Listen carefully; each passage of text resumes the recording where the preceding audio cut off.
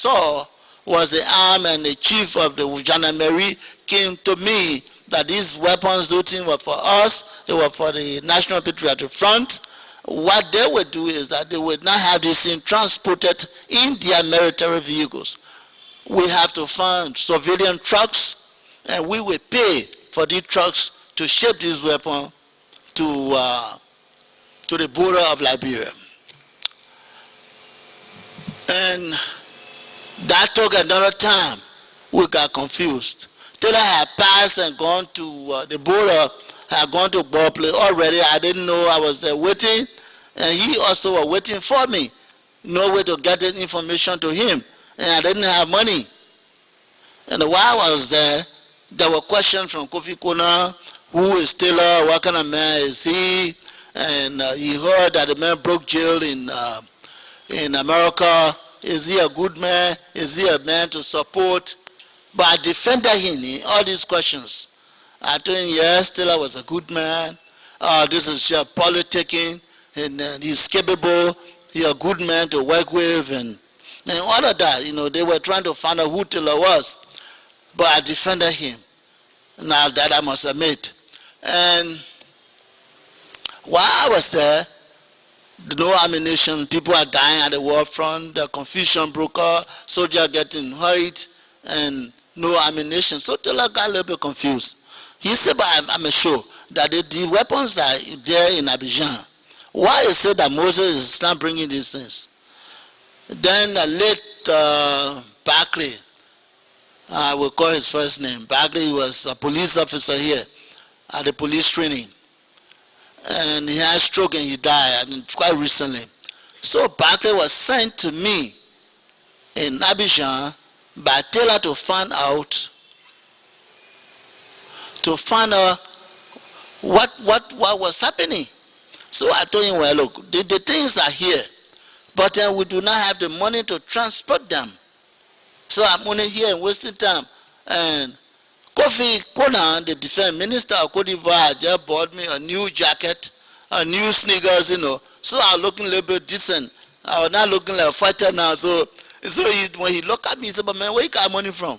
You buying this, he looking correct. He bought me a watch also. That evening, he said he was coming to me. Now he had gone back to Bopley in Liberia. We were complaining to Taylor that the weapons that are going for are giving them over to Prince Johnson. I sold everything to Prince Johnson, Abidjan and Zuti, and having good time. The next morning, Taylor called by the gendarmerie radio in Cote d'Ivoire that I should report to Bopley. That morning, I joined a bus and I drove into Danane. I walked across some kind of bush road we used to take, and I crossed to Bopley in our military camp. Upon my arrival, I was arrested by Benjamin Yeten immediately, tied, put me into a cell, into a jail, where we were, keeping the war prisoners from the Liberian AFL soldiers captured in war, where we used to keep them. I was there all bloody, all because they come with blood and all on them. So I heard my colleagues by my prison window. They said, we'll kill the Q man tomorrow, 10 men from Tapeta. He went and stole our army and ammunition. He will be executed tomorrow morning. So I regretted, to join MPFL to be killed like that. I thought sure I was going to die. But as God would have it, the following morning, Kofi Kona called from Abidjan again. He told me, but Moses Black disappeared. We cannot, because in my house, the man is always coming to eat in the morning. Why we cannot see him? Till I said, I'm coming there myself. Then he went on to Abidjan. So Kofi said, but where is Moses Black? He said, oh, Moses Black was here, and he disappeared. He said, no, till I said, I got him. I locked him up because he sold everything that he's supposed to collect here to Prince Johnson. The minister laughed. He said, no, that cannot be truth. He said, this is a man who defended you here in your absence. The man said you are a decent person. This man said you are a good person. You are a man to work with. And he cannot be the same one to betray you like that. He said, this is not true story. Then he told the lie again and said, well, look, then if Moses is in jail by you to be executed, then it means that everything the people say about you is true. And just a minute, let me talk. He went to the president. He said, let me see my president come. He came back from Ofuiboye. He said, look, I will tell you one thing. If Moses does not come to receive this thing because he has been introduced to the gendarmerie commander here, and nobody else should go into the camp to where we had these things. So if he does not come, if you don't bring him, we will not release the weapon to you. Now he returned that evening. He came about midnight. He and his brother Batu came about 2:30, 3 o'clock in the morning. And he came to me in the same prayer, sardine, mattress. So I said, but what is happening? Batu said, you just wait. Tomorrow we'll find a fact. Because I was sleeping on a piece of mat, while I was in the jail.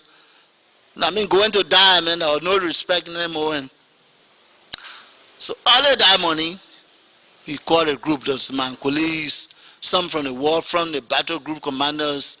And he said, look, gentlemen, why you people have to lie on Moses' plow? The mayor is in Abidjan doing his work. Because there was no money to hire trucks to bring this in. That was brought a delay. He said, you, Prince Barclay, who gave you the information that the man has sent this thing over to Prince Johnson? He said, but then you have to apologize to him, that you have lied on him, and almost causing you death for nothing. So the group came, they all apologized. Oh, sorry, Chief. So I said, well, Chief, let me say one thing. Please, let me go and fight. I'm trained as a guerrilla. Anywhere in your control area, I can fight. I can maneuver. But I don't want to do this kind of operation. I will die for nothing because of lies. He said, no. He called me in his room. He apologized. He said, look, Moses, please don't mind the Gil boys.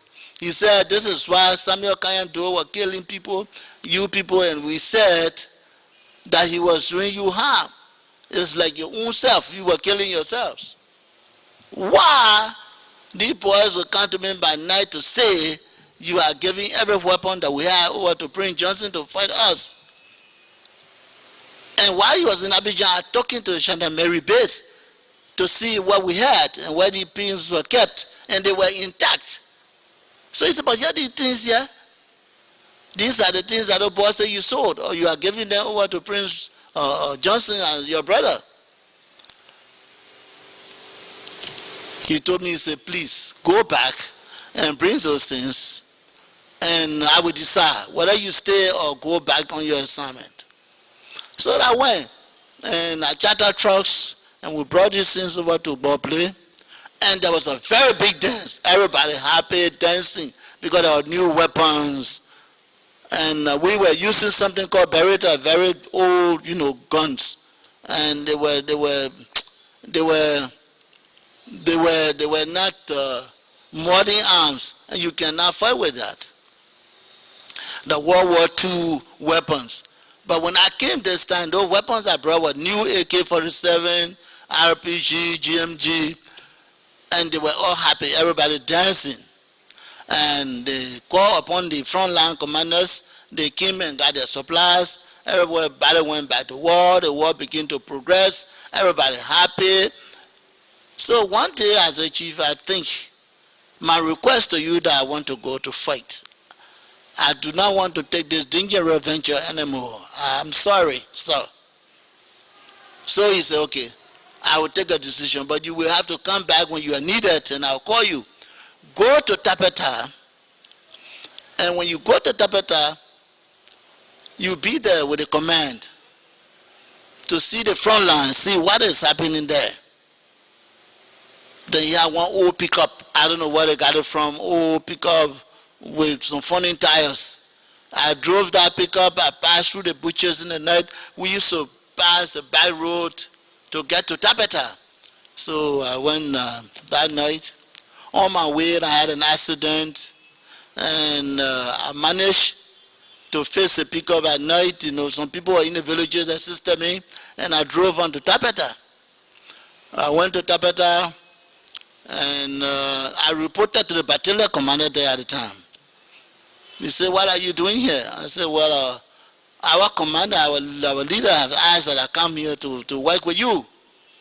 He said, "Oh yes, I got a position for you. You are a 3rd platoon leader." At that time, there was really hot war because Doe was putting on defensive from Grand Judah and coming to take Tapeta and come to Sekaipi. So there was heavy fighting. So the commander then said, "Well, you have to be a 3rd platoon commander. You have to go to fight." So I said, "My God." I went the first day, and the company commander at the time received me in a town called Broad Diala. There's a border town with Cote d'Ivoire. I mean, not Cote d'Ivoire, with Grand Judah. And this boy, he said, "No, I cannot let you fight. When I was in Libya, you were my commander, and I don't know what the battalion commander is talking about. While you were two, you're not a platoon leader, but you will be here. You are taking men on an ambush, and you will be carrying food to the fighting men at the front line. Those who sleep in ambush, you will go to change them in the morning and carry the new men to replace them." So I said, "All right." I did that for about a week or two. Then the manager from LAC, they were finding a way to run because the tension was on that side. So he came with a brand new pickup that he was using. And he said, "Oh, I think I will give you this pickup because I'm trying to find my way out. I want to escape to go." So I accepted the pickup. I thanked him for the pickup. That afternoon, so happy for my new pickup, I drove the pickup to Tapeta. I'm from Tapeta. So when I drove the pickup to Tapeta, the battalion commander at the time for us in Tapeta saw me in my pickup. He said, "You get down from that pickup." So I said, "Man, why?" He said, "Well, I'm the battalion commander who does not have a car, and you have a brand new pickup. You have to get down." I said, "I will not." He ordered a man, so I had to rent for my AK-47 in my car. I took my gun. A big confusion. At that time, Taylor had just entered Tapeta. He was going to the missionaries up the hill. So they said, "But there's a fighting in town that Moses Bly and the battalion commander." He said, "Yeah, go and call him." So I went to him. He said, "But Moses, what happening?" And I explained.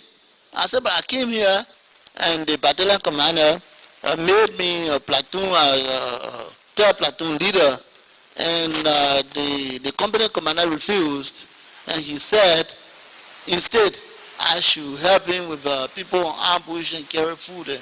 He said, "You what? Who made you company commander?" I said, "The battalion commander." He said, "Send for the man." So when the man came, he said, "When you were in Libya, who was your commander? Who was the last commander that brought you to Liberia?" He said, "Moses Blah." He said, "But I did not send a man here to fight." He said, "In fact, let me tell you this man's position right now." He called a man. He said, "This man is an Inspector General for National Patriotic Front, responsible for crime committed against human beings. These people, illegal thing you're doing, raping people, women, looting here. He will put everything under control. He's not here to fight. He's your chief." He apologized to me. He said, "Well, I'm sorry." And so that time I became big man. I have a position, and everybody was saluting me now. I said, "Well, thank God." And I made fun with him. I said, "Look, you salute me because you battalion commander. I'm Inspector General of the entire operation." And they begin to respect me by that. Then something else happened. One day, I went on an inspection. Some people had beaten us, some foreigners, some Ghanaians, some Sierra Leoneans was coming from Ghana, from Buchanan, and trying to find a way to hide in an old company camp called Flamingo Camp. Can you tell what year is this now? This is 1990. 1990 September or so. Okay. Yeah. Thank you. 1990. So when I arrested these soldiers and trying to detain them. But then with NPFL as Inspector General, I have problem. The problem I was having is that there was a certain group called the EMG Battalion. They are Executive Machine Guard Battalion. I cannot arrest them because they do not take order from me. It's directly from the, they take directive directly from the commander-in-chief at the time. And they would commit crime, they would do some funny things, I would arrest them, but it was not possible because I was told that I have no authority over these guys. So they went there and beat these people. What I did was I took them to the hospital, took some of the people to Buchanan, and I decided, what I did was I said, well, look, send the Nigerian, the Sierra Leonean, and you people are moving, they're hearing it, that Ghanaians are hearing him in a huge number, and they say ECOMOG coming, they are comprises of Ghanaian, and they are killing these people. I will take them in a camp, 6,000 human beings. I took these people in a camp, I asked the cattle release people for the trucks, and I transported them in this camp, and they were giving me food to feed them. I put them in Flamingo camp for about half a year. They were born babies, some were dying from hunger. So some group of my men, my colleagues, went again to tell her and said, look, Moses Blah is over there and trying to group the Ghanaian and Nigerian, the ECOMOG bringing them to fight. He opened a way for them and they're going to fight us from Flamingo camp. So I went to Taylor Sign again to find out what was I doing. So I said, no, Chief. These are armless people. These are people from Marshall, from Buchanan, from other parts of the coastline. And I'm trying to keep them. If you want to become president of this country, and these boys are going and killing the people, looting their money, looting their things, it won't work out well with us. You say, okay, Moses, just go back and do your work. But what you would do, if you are protecting them, put a gate that no soldier without an authority will pass, go to this camp. That was also terrible for me. Before that order was given me, these boys, my boys used to go there, and then when they want woman, they were to sleep, because these are girls running from war and they know where to go somewhere. Student of Bassa High School, decent looking people, but they were foreigners. So when I put this gate, I became big enemy to my boys. But God will have it, will control the situation.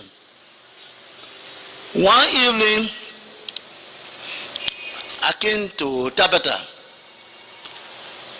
and there was a radio announcement that we had people in Kipamos, two of our commanders in charge of Kipamos. They had just sent them there. And the treatment that they were receiving, the citizens help I was receiving from them, it was not an easy thing again. So he called. Till us, he heard that from BBC. He said, Moses Blah, I beg you, there's another assignment again. You have to go to Maryland, at the southeastern region, Sino, Maryland. You will be the commander. I beg you, go there and try to control the situation. Upon arriving there, one of the commanders ran away, he escaped. But anyway, I grabbed one, tied him, put him in the back of a car, and sent him over to Banga. And I took over Kipamos. I went to Taboo, people who ran away from our own group. I went, I brought a car, I took the people back to Kipamos. I called the Beninese that were there, they were also hiding. I told them to open stores. If anybody, any soldier from my command takes anything from you, bring the complaint. I will know what to do. In the process, one morning, before I even took full control of the place, one of my soldiers said a boy took a cap from his head. He took the man, took a cap, bam. He shot the man. The man died on the spot. So I said, what? They came and come and said, one of your soldiers killed one man. They said the man took a cap from his head. So I took radio and called Taylor. I said, but chief, somebody had committed murder here. What can we do? He said, but set up a boy, investigate the man. If the man is guilty, you didn't die like the man too. Exactly what I did. And we shot this man. He was guilty for just shooting people for nothing. We killed this man. Then the people of Maryland began to return. One of the commanders at the time, he had taken all the people vehicles, the United Nations vehicles, the people trucks. Then he had 7 wives. Then the women, all of them had their name on the vehicles. And they had their names on the vehicles. So I called a conference, executive conference. I called the people of Kipamas in the town hall. I said, yo, please come and listen to me. Anybody here that makes their property, generator, cars, please come up with me and come and identify your things in this my commander's house. As we went closer, you have my truck there, you have my taxi there, you have my pickup there, you have my generator there. So I told the guy, look, as you identify your thing, please take it out. I told the superintendent at the time, I said, please identify that this thing belongs to the people. They too could be looting other people's properties. He said, no, that are rightful properties owner. So I gave the properties back to them. My name was Moses Blah when I was in Kipamas. Later, the people of Kipamas call me Pabla. This is why my name is Pabla today. People don't even know me. When they write to me, they call me Mr. Pabla. You know, so my name is Moses Blah. And the people returned, the people came home, and we were living there very, very fine. Very, very fine. Then I left and came to Monrovia for inspection. One of our big men saw my pickup, and he said, the pickup tire is a very fine pickup tire. You in Kipamas, you are enjoying. What we will do is that I think we got to change you as Inspector General to come to Banga and let somebody else go to Kipamas. I didn't talk, I thought he was joking. And I went back to Kipamas. When I was in Kipamas, for the second time, there were containers and rubbers and everything inside.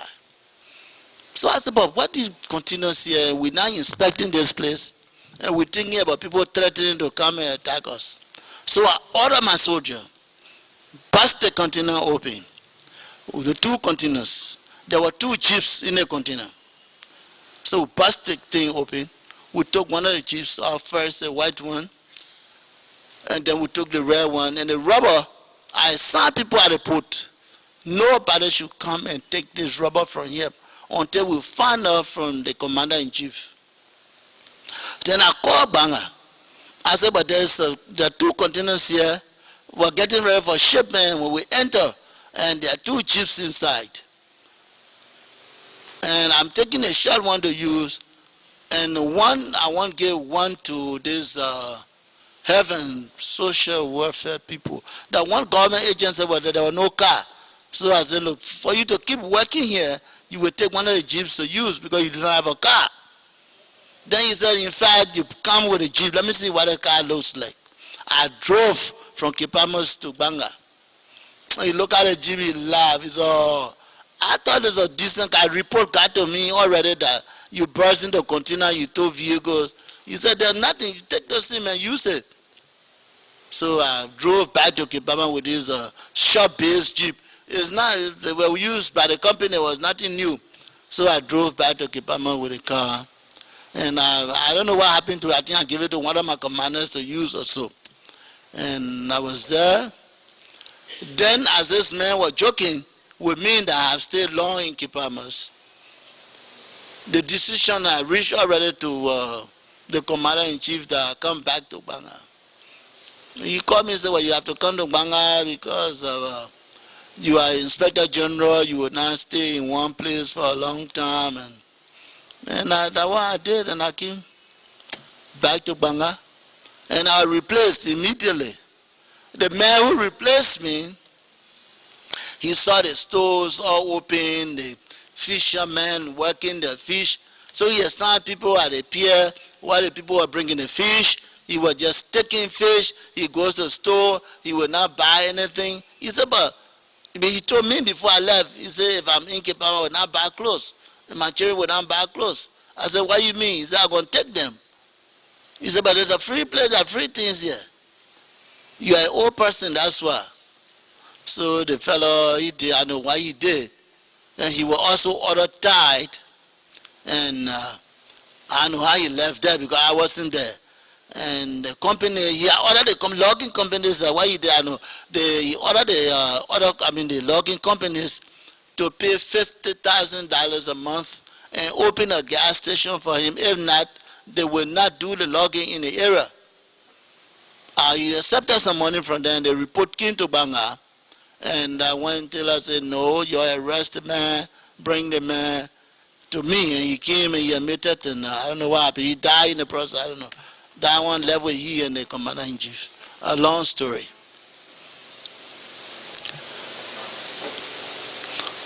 I was in Banga.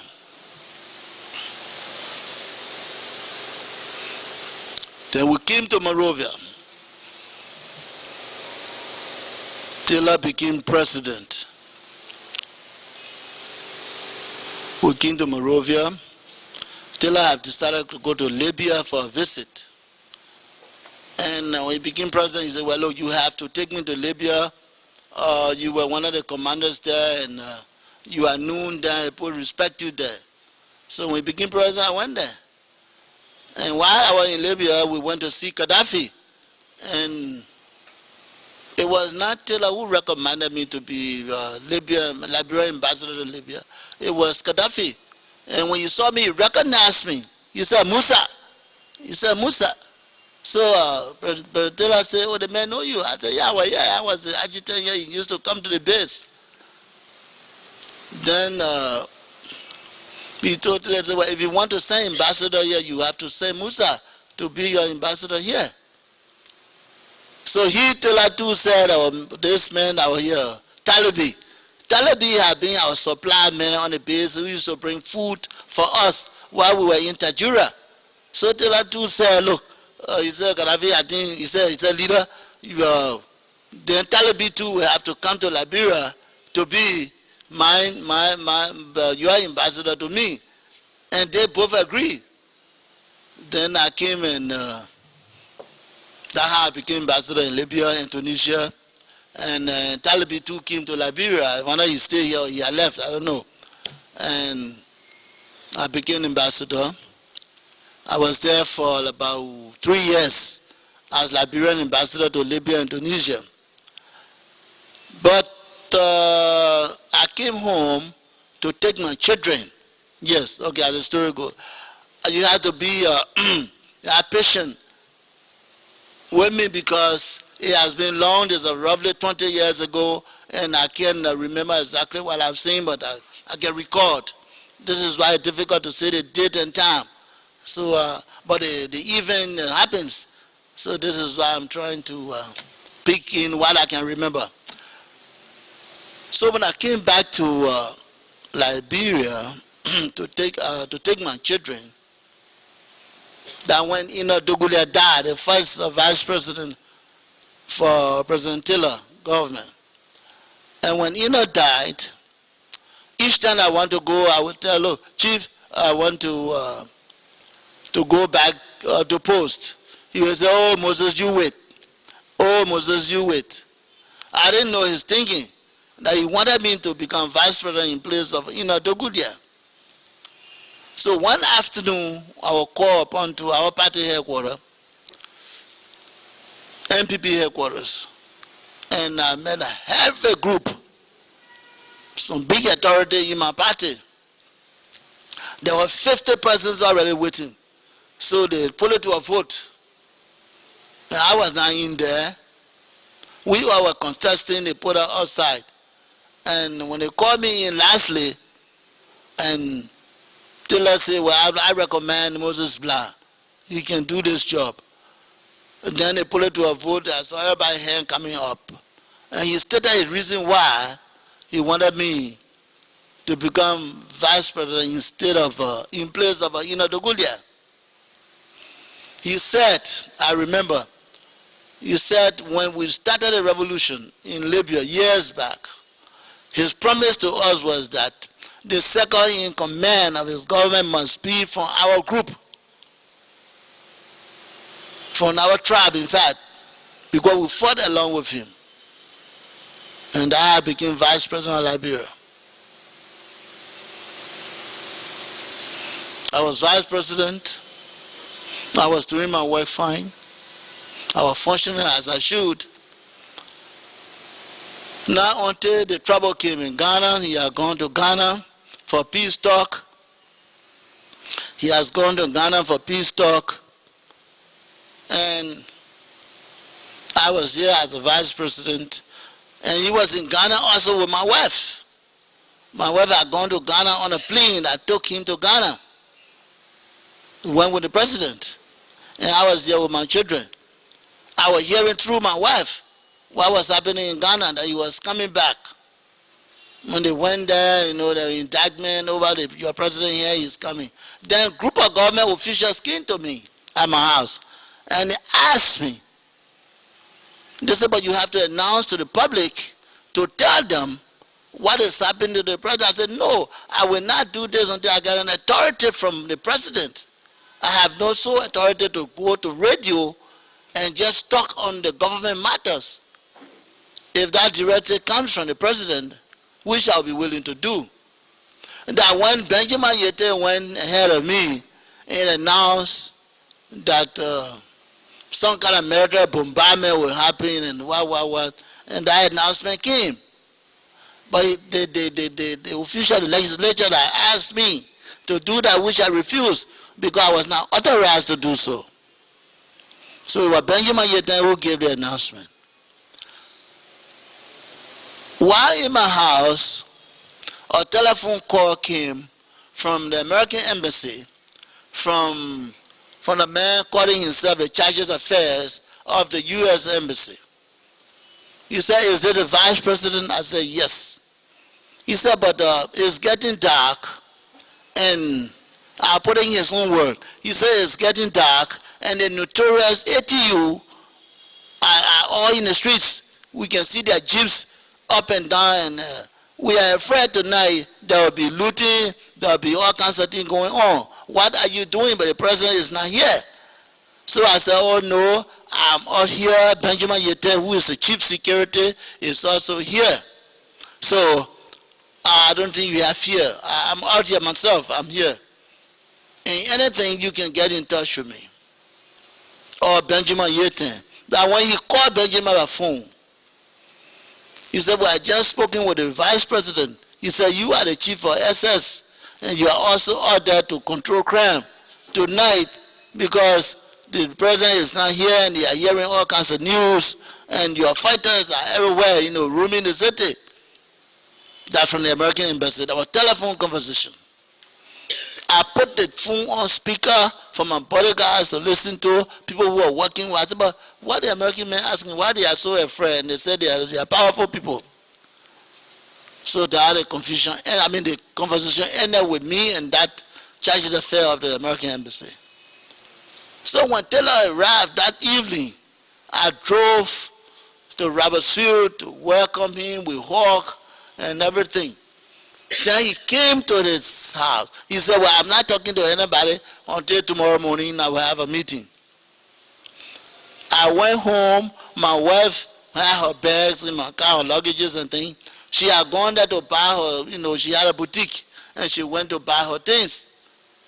So it would be a little bit cheaper if she come in with government plane and with the president and so what. So when she bought the things were staying in my car. By the time I entered my house, her telephone call came from from White Flower. Benjamin said, look, Mr. VP, you are needed by the president. So I said, oh, but the president already told me that he will not see us until tomorrow morning. Why is he calling me again? So I told my wife, she said, well, let me put my things down. I said, no, yeah, I'm running to the president, I will come right back. By the time I entered Red Flower, I saw 3 men, well armed. They said, come out from the car. I got them and said, report to the president. When I went, the full cabinet was there, and few legislators were in there with him already. He did not give me a seat.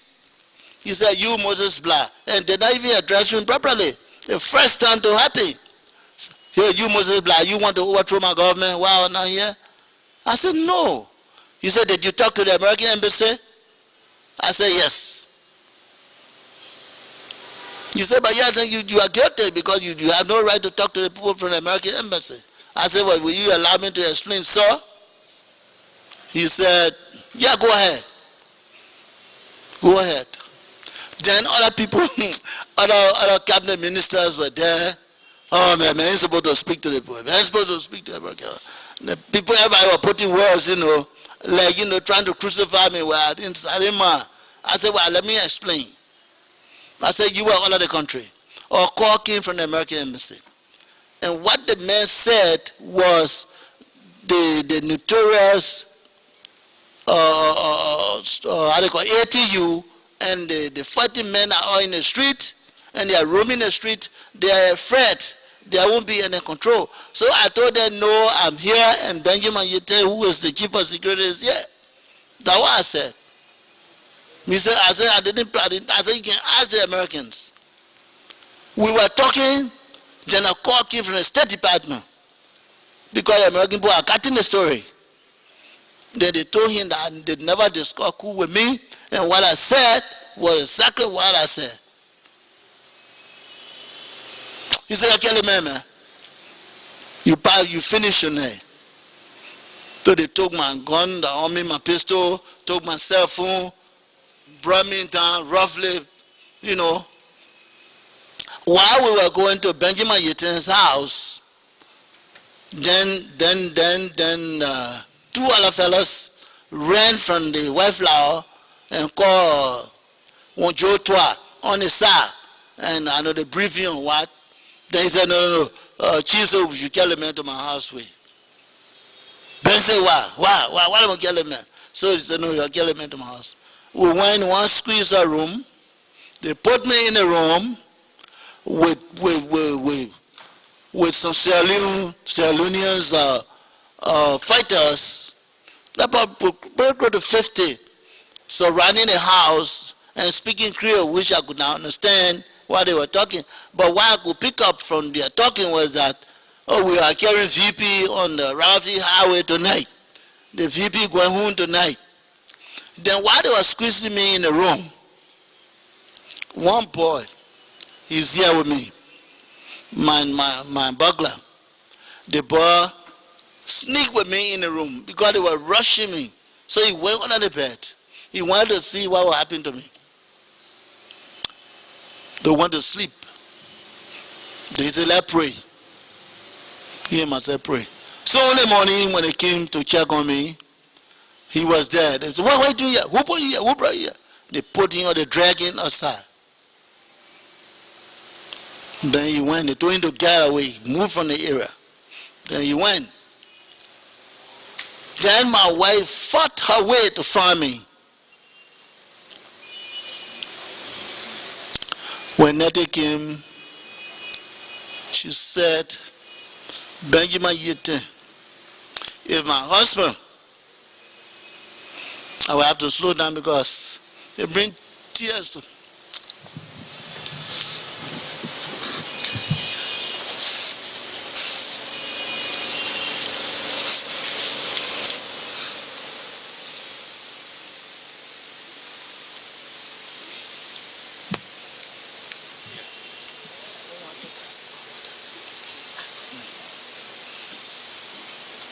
Excuse me, Chairman.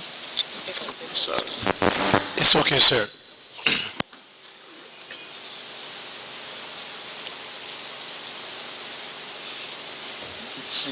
Thank you very much. Then my wife said, if this man wants to overthrow the president, he is now court, you must take my husband to court.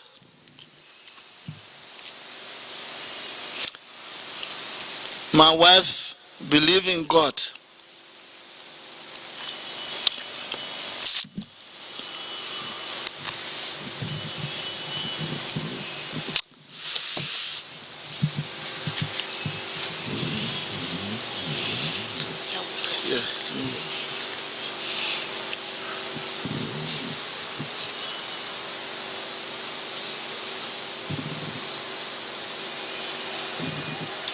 So I told her, I said, please go home before Benjamin kill you.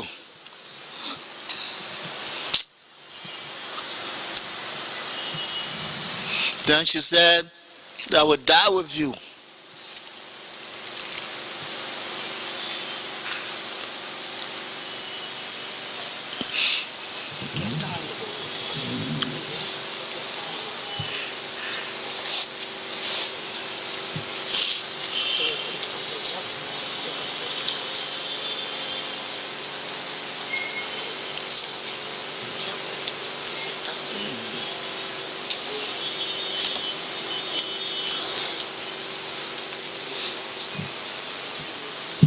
So what bringing it here is it was a lie.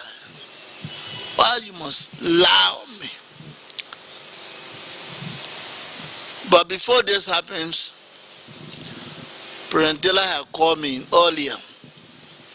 He said, look, we give you $1 million to do business. Let become the vice president of Liberia. Sure, in case I decide to leave, he will work in your place, which I accepted. Every day I went to him, I was talking all this money. I said, son, this is the case, she want the money.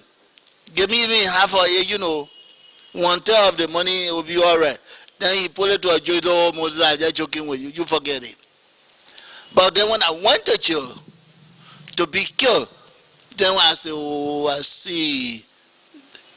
Maybe he didn't want to give me this money, and that he had to twist it this way. But he didn't say that from his mouth, so I knew. So my wife stood firm. My wife is a Christian, she's a pastor. She said, you will not die. Then my wife said one thing. She said, have the courage. He said, this is the same Taylor, when he calls you and you eating, you will salute the food you are eating, like Taylor is standing before you. He said, there's a man you respect so much to tend to be the one to kill you. Well, but there's God. So the legislators came in, they said, well, according to the law of this country, the speaker cannot become president in your place when the vice president is standing, is capable. He has become president here for 3 years. He is not sick. So the man must be the second in your place. And that became 22nd president of the Republic of Liberia. So, Chairman, thank you very much for your patience. I'm very sorry. Some of these stories can bring tears to you because very pitiful. The revolution, if I was a young man, that somebody called me now and said, let's go overthrow this government, I will refuse, because we came a long way and we passed through pains.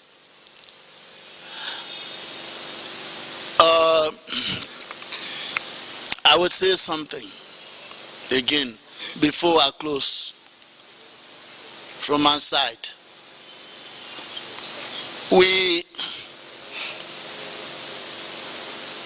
time, I'm a member of the National Patriotic Front of Liberia. One of the founding members. As I said, I was the first 22-man group. It means that we started a revolution before other people can follow us to go to Libya to train. Libya, while we were in training in Libya, Gaddafi talked to us. Gaddafi didn't want to bring trouble to the world. The Mantaba, the name Mantaba I just mentioned to you, Mantaba International was an organization, godly organization, that anybody who is oppressed by another group, that organization was there to free you. Like how we went to Gaddafi and we talked to Gaddafi on how people being treated here, how people were beheaded everywhere in this country, more especially the Gio, the Manu tribe. So he didn't like the idea. He wanted the government removed so we can have a government, acceptable to all. So everybody would be happy with this government. I think these are some of that's what Gaddafi was thinking about. Gaddafi did not train us to say you go at Africa, go at Cote d'Ivoire, go at Target. No. I think that idea was different. Everything changed from the revolution when we came to Monrovia, because we had special forces meeting. We used to meet regularly. To go according to the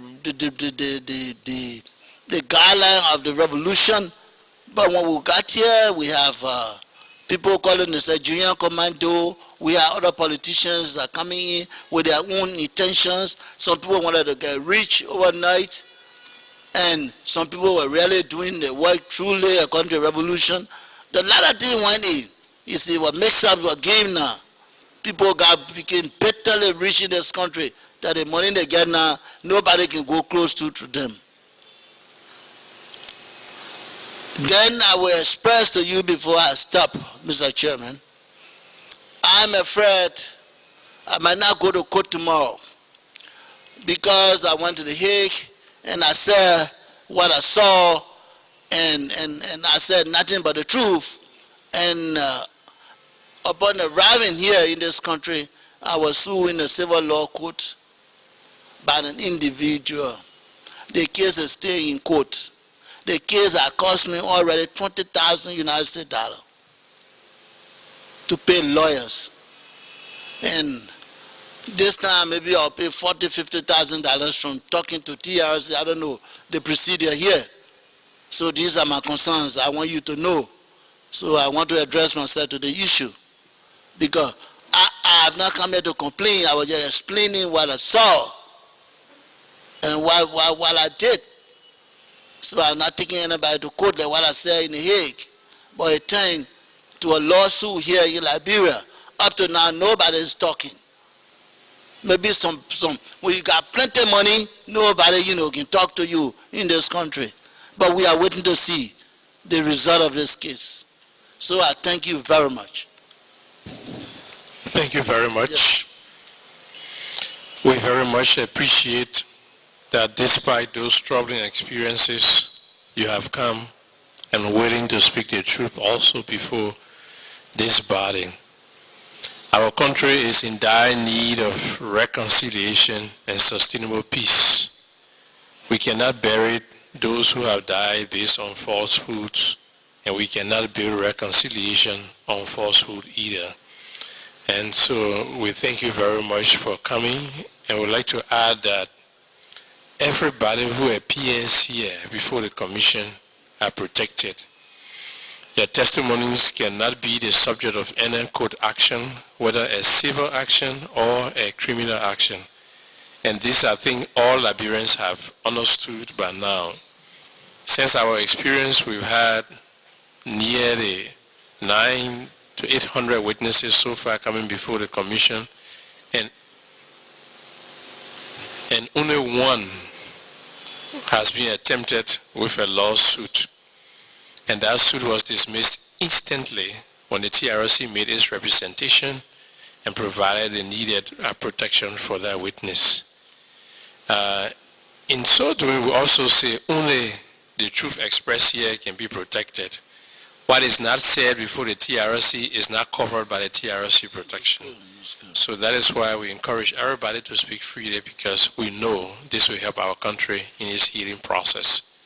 So we thank you very much, and with your indulgence, we'd like to take a 1 hour break, and then we return for questions and answers. Thank you. Thank you very much. Thank you. Mr. Hearing Officer will resume at 1 o'clock. Ibrahim, my brother would be called Abubakar. So we knew where we came from. But other brothers had seen the contradictions, so they came back. This system is not right. I do not have to be a Mr. X to be accepted. I'm educated. I do not have to join the Masonic craft to be somebody.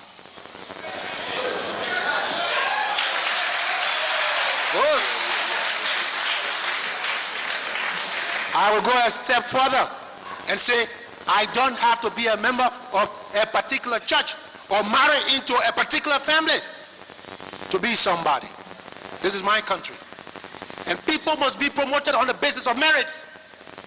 There's nobody's farm. It's not your farm. It's your country. It's my country.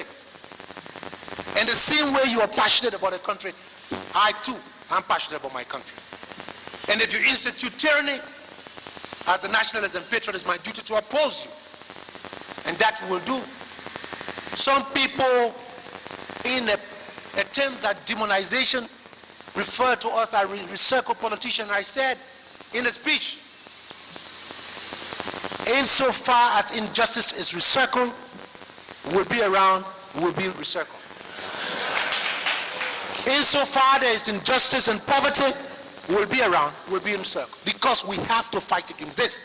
If we must build a society of cohesion, a society of unity, we must begin to respect every man and woman, irrespective of where they come from. No matter who they are. You cannot claim any special right to the soil because your father was from Morovia, grew up. Your symbols, a young brother said to you, look at your symbols. Look at your symbol. We've been saying it for years. Years. You don't want to meet in the National Sovereign Conference and deal with this question of your symbol. They're symbols of domination. The symbols of domination. And so your falsified history must be rectified. And people say, but the history has not been written. It is not that it has been written, it's that you have not read the history. That is the problem. You've read the history that you want to read, that they want you to read. There's a lot of history out there. We deal with Liberia and the crisis in Liberia. The problem of identification. Who are we? And let me say something. It's just about a joke. I was saying to a brother in Nigeria, I said, the war is terrible. It's terrible. But there's something positive. Many of our people, especially from our so-called upper class, they have come to Ghana, Nigeria, they've gone to Sierra Leone, Guinea. I said they now realize that so-called civilized, educated women from the upper class wear African costume. They feel proud. I said, in my country, they thought only market women wore these things. Before they stopped, they went to the national functions, burning heat, gloves, bowler hat, coat. These people, I said to him, these people never thought they were African people. They never thought they were African people. That is your history. So examine your history. See the crisis that you developed. And your tragedy is that your fathers and forefathers, most of them were not courageous enough to confront the problems. So they threw the problems on the lap of their children. And their children inherited the problems, like Tobert and others, who inherited the problems. But whether I can tell you something, do or no do, Moja or no Moja, PAL or no PAL, PPP, the way this society is organized or was organized, it was just a matter of time. Just a matter of time. That's when we came in. Thank you. Now, against the backdrop of what has been said, and I have reference to what you referred to earlier, but Herman Cohen, former Assistant Secretary of State, against the background of what he said during the TRC hearings in the U.S., would you opine that the involvement of Burkina Faso and Cote d'Ivoire in the Liberian crisis somehow received the tacit approbation of the U.S.? Let me say, you know, the late Ahmed Sékou Touré had said to us, A.B. Talbot had been killed together with Barney Sherman after the execution of Thomas Wesen. I had taken over the foreign ministry after Barcus Matthews, and Samuel Doe sent Podia and myself to Guinea to go and explain to Sékou Touré that the late Wesen had killed A.B. Talbot. Our delegation got to Guinea and they took us to the Palace de Peuple. Of course, Ahmed Sékou Touré, widely read, he understood so much. The first thing he brought up, he said, I noticed that your students are agitated. And the late Podia said, the students are troublemakers. Ahmed Sékou Touré said, no. When you took power, the students were rejoicing. If today they have turned against you, it's because you have changed. Students don't change, not until they leave college. You have to examine yourself. Podia then said, Head of State Doe wants me to tell you that the late Wesen, the Vice Head of State, executed A.B. Talbot. Sékou Touré said to him, Sékou Touré said, Hufé is not a man who forgives easily. He said when A.B. Talbot was arrested from the French embassy and put in prison, Hufé Boigny sent to me to ask me to intercede with Doe to free A.B. Talbot. Sékou Touré said, I sent my Prime Minister, Lassana Biobogi, to Doe. Doe said to me, there was no problem. A.B. Talbot was all right. He will go to trial. A couple of months later, the news got to French intelligence that A.B. Talbot had been executed. French intelligence then informed President Hufé Boigny. Hufé Boigny again sent to President Touré. He said, I've learned that A.B. Talbot has been killed. Sékou Touré said, I sent Biavogi again to Head of State Doe. Head of State Doe said, it was not true. Now you have come to me to tell President Hufé Boigny that A.B. Talbot was killed by the late Wesen. And Sékou Touré said, Wesen is dead, he cannot defend himself. But I can tell you one thing. We all have to die and answer to our Maker. But Hufé Boigny, knowing him as I do, he will not forgive you. And so yes, when Hufé realized that there was a group willing to overthrow Samuel Doe, and it was stated at the Hague trial by one of the leading members of the MPFL that they were giving arms. While waiting for Libyan arms, they were giving arms by the Ivorian Defense Ministry. Of course, Hufé Boigny knew. And because of Hufé Boigny's connection in Paris, it is possible that he convinced the French. The French were heavily involved. He convinced the French that Taylor should be helped. We have information from our sources that the son of the president of France, of President Mitterrand, was in contact with the Taylor people. So obviously Burkina Faso, Blaise Compaoré will only be courageous to send 700 to 1,000 soldiers into Liberia if he had the tacit endorsement of the French to Hufé Boigny. Yes, now it's just possible that the French, knowing that they were going to support Mr. Taylor, knowing the connection of Hufé Boigny to Mr. Taylor and his group, and also Blaise Compaoré, it is just possible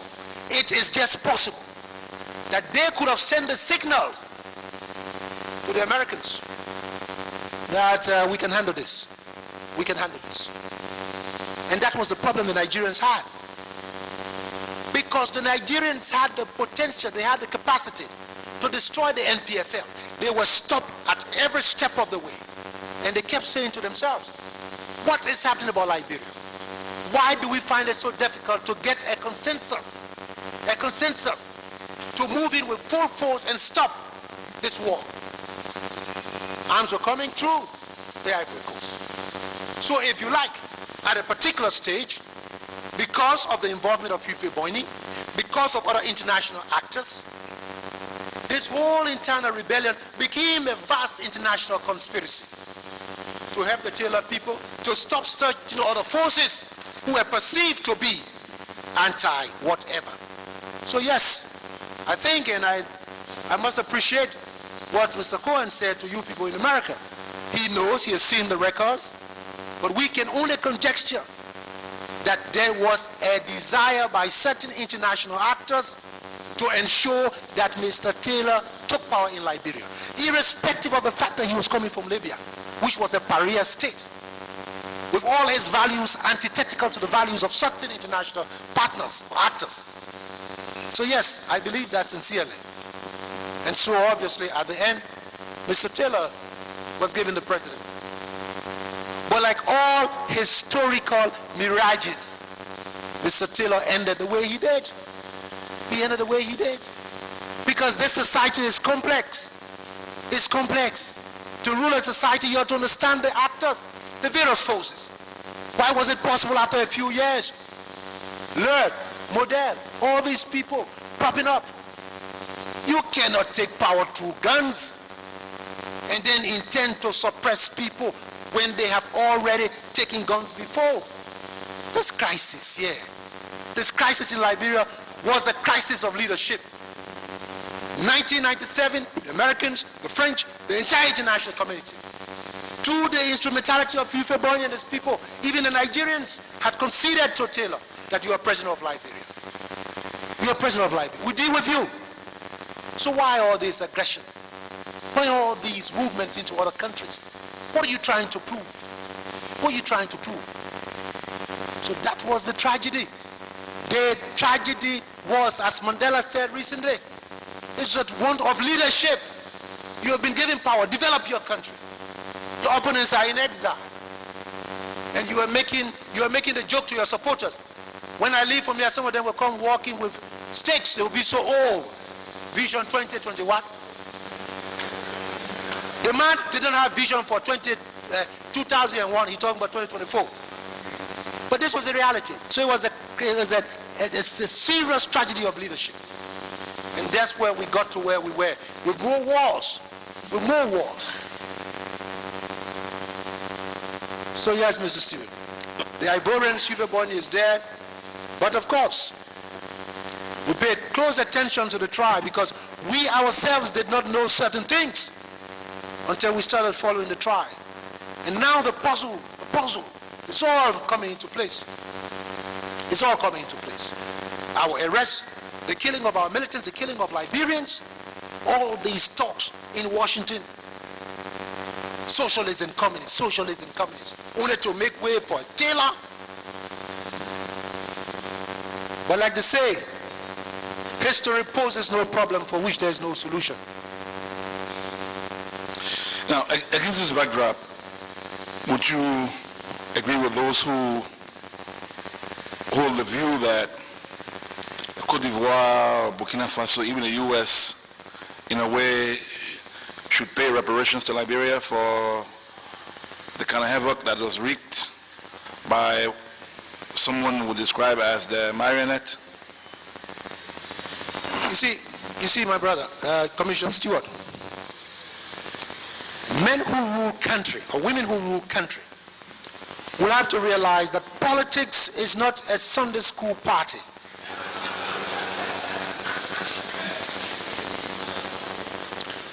The Americans have their interests to protect. They will protect their interests. It's possible they saw Taylor as having momentum. The Ivorians felt that Mr. Doe was anathema. He had killed A.B. Toba. The old man was aggrieved. Blaise Compaoré had to do the biddings of the old man. So these countries obviously gave support to Charles Taylor. All nations must realize, as they say, the fundamentals of international politics. There are no permanent friends, only permanent interests. What they did against the background of the perception that Mr. Taylor would probably be better for the interests. Now, if you talk about these countries paying reparation, I gave you a good example. Most people do not know that the Americans are spending over $250 million every year to keep the unmanned forces here. To keep the unmanned forces. The budget of unmanned in Liberia is close to $800 million. The Americans are paying over $250 million. I think that's reparation enough. Now, it's possible some people say, pay more. But you see, big nations have the interests. You must understand how you engage them. And that is why the leader must be a strategist. You must identify where there are ideas or interests of convergence. If you ask America to pay, and America say we're not paying, you going to invade New York or Washington? Blaise Compaoré.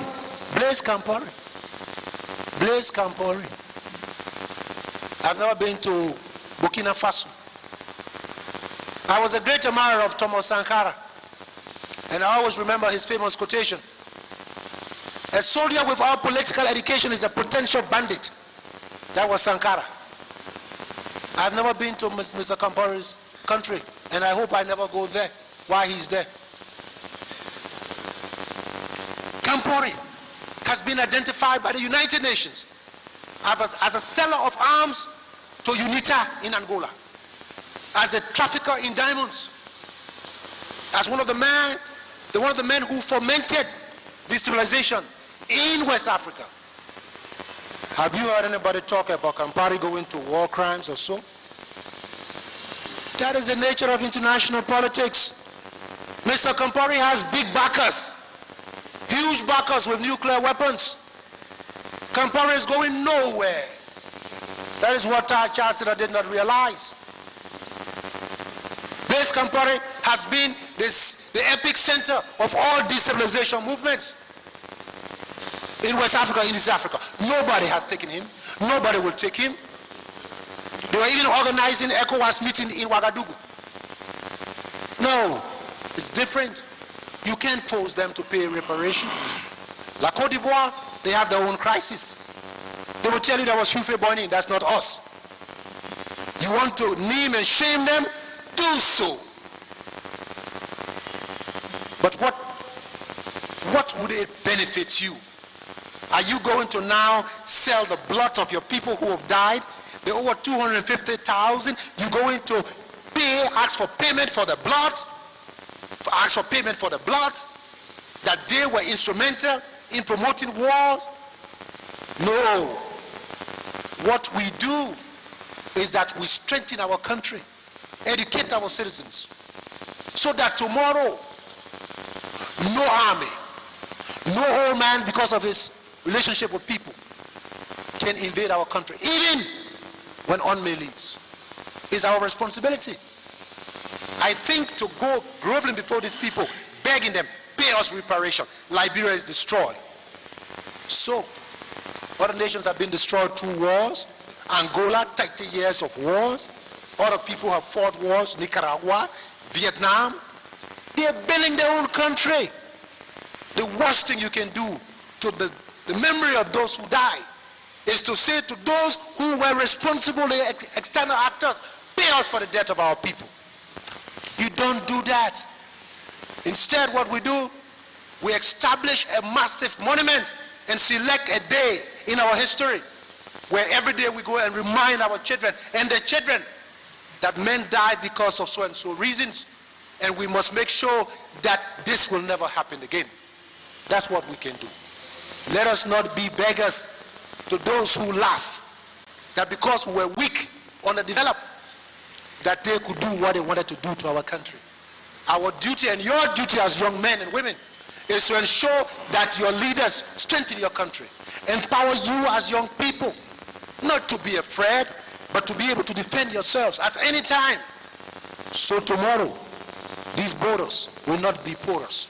If you don't do that, and you go to Mr. Kampori, you go to the Ivorians, you go to the Americans, what they will conclude is that these poor black people are now selling blood for money. It's not blood diamonds, it's blood for money. The people have died, they are begging for money. We got gold, we got diamond, we got rubber, we got timber, we got iron ore, we got marine resources. People say we are rich. It is not reflected in the welfare of our people. We must be bold enough to say we will seize our resources and deposit them in the laps of our people. Our partners can walk along with us. And so the message we send to those is that when we strengthen ourselves and mobilize our people, if you dare come again, you'll find a united people, angry and determined that there will not be a repetition of this history. That's all. Thank you. Now, as a prominent politician and a political scientist, how do you reckon I'm talking about the Liberian situation, how do you think the politics of the Cold War impacts regional decision-making vis-a-vis the resolution of the Liberian crisis? Well, you see, I think it was very easy. Now, after the Cold War, it was obvious that nobody could play the card. Nobody could play the communist card. So people like the late Rufe Boyne and his partners in West Africa decided that, of course, they will support whoever they wanted to support. But when the Nigerians came in with ECOWAS, the whole Liberian peacekeeping took another dimension. Because under President Babangida, the Nigerians were determined that the Nigerian army will not be humiliated in Liberia. They were determined. But they realized one thing, that if major powers were supporting Charles Taylor, there could only be one reason, and that was to humiliate the Nigerian army to such an extent that it would go back home, implode, and there would be a change. Because, you know, the Western powers had an example. It happened in Argentina. The military had taken power in Argentina, a very repressive military regime.